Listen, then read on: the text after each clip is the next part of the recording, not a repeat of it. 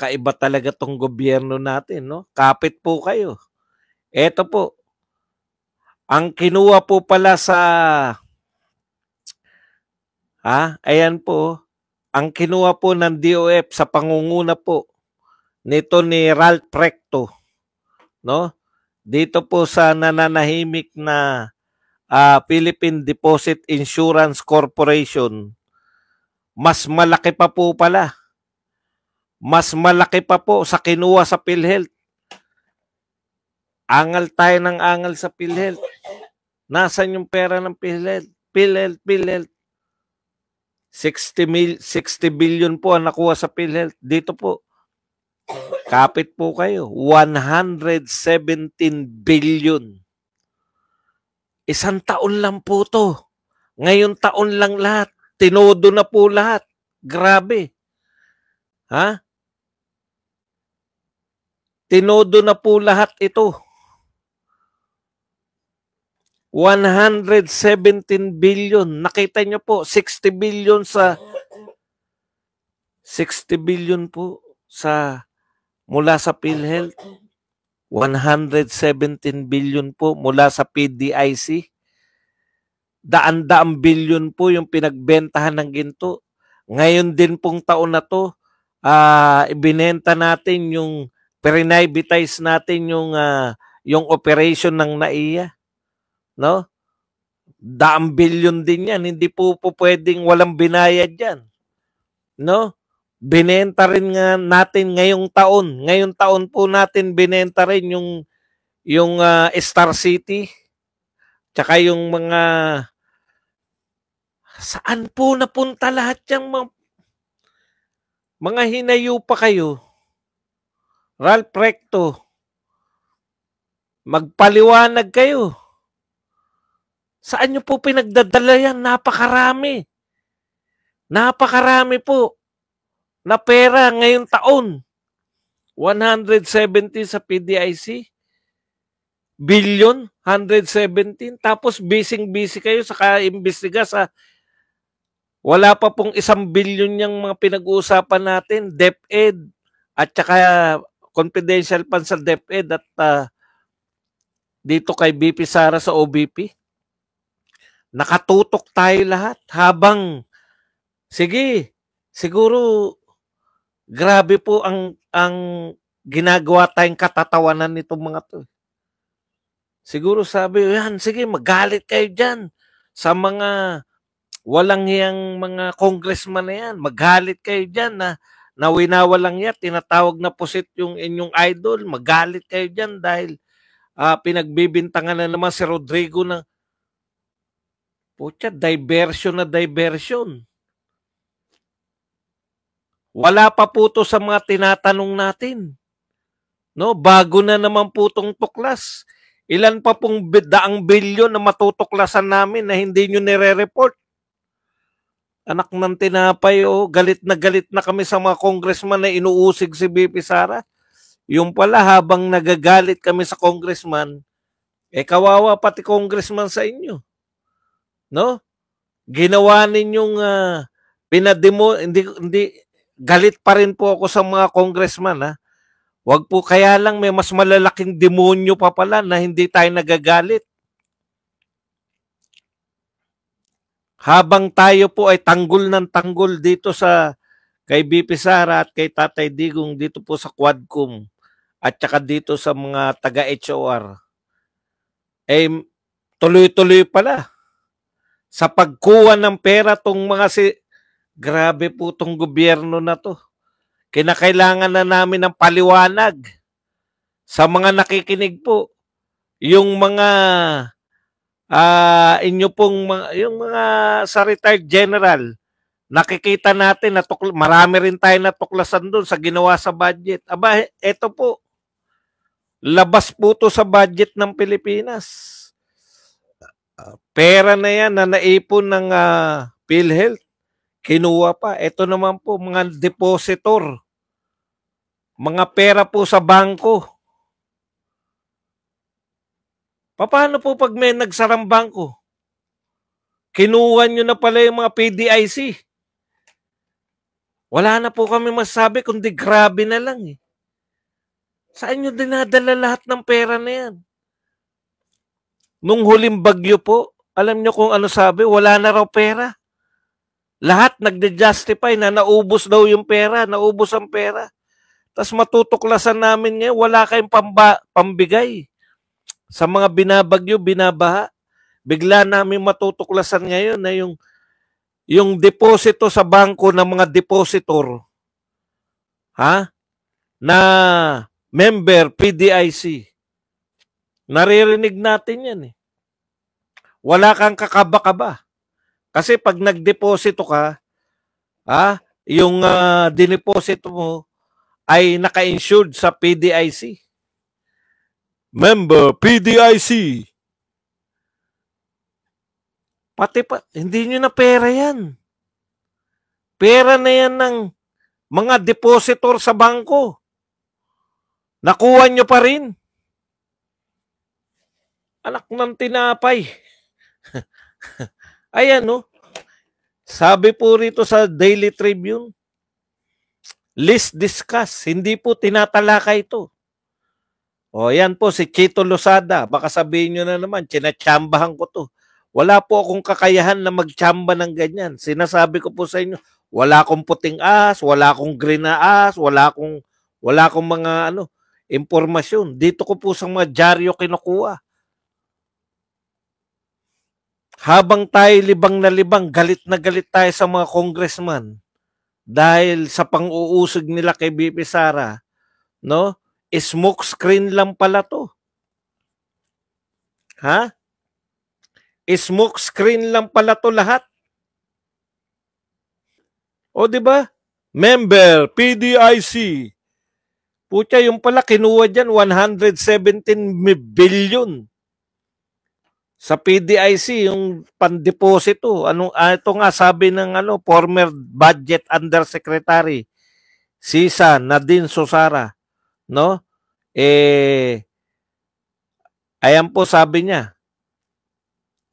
So, sa isang banker, if 117 billion was taken away, that is 55% of the fund. 55% pala yan ng PDIC. Do they think this will not affect depositors' confidence? Sabi po ng isang banker o isang may-ari ng bangko.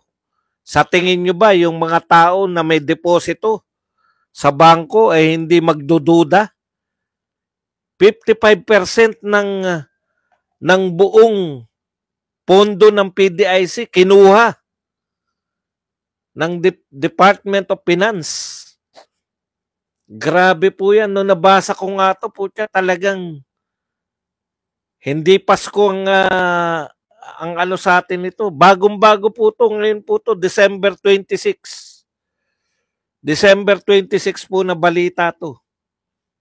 Maaaring hindi pa yan nababalita dahil busy yung mga vlogger sa ibalita yung away ni Joey tsaka ni Maui. Ni Joey tsaka ni Maui. Talagang grabe po.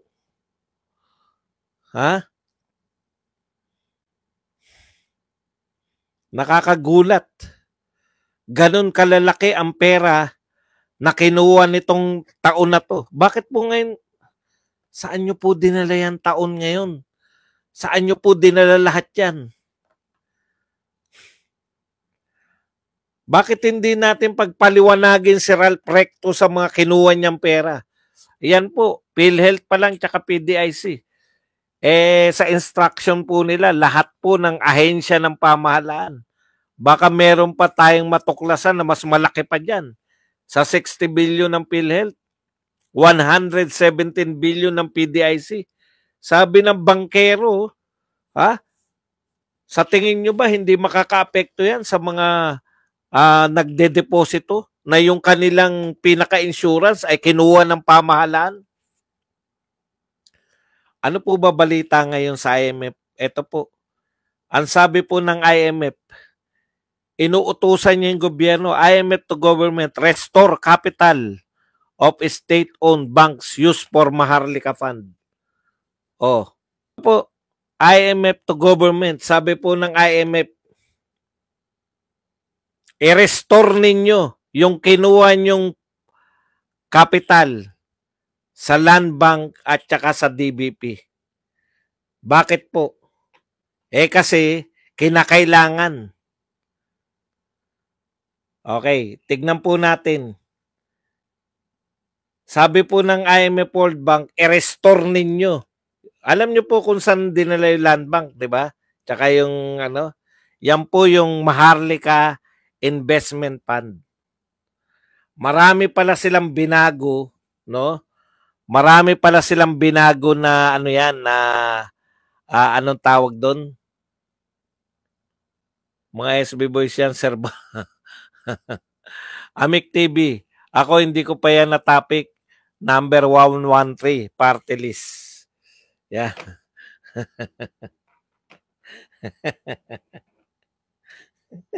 Simple lang.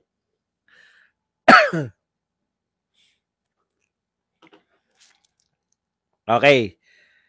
Alam nyo, ito pong IMF World Bank. Hindi po natin narinig yung salitang IMF na nagsasabi sa gobyerno panahon ni Tatay Digong.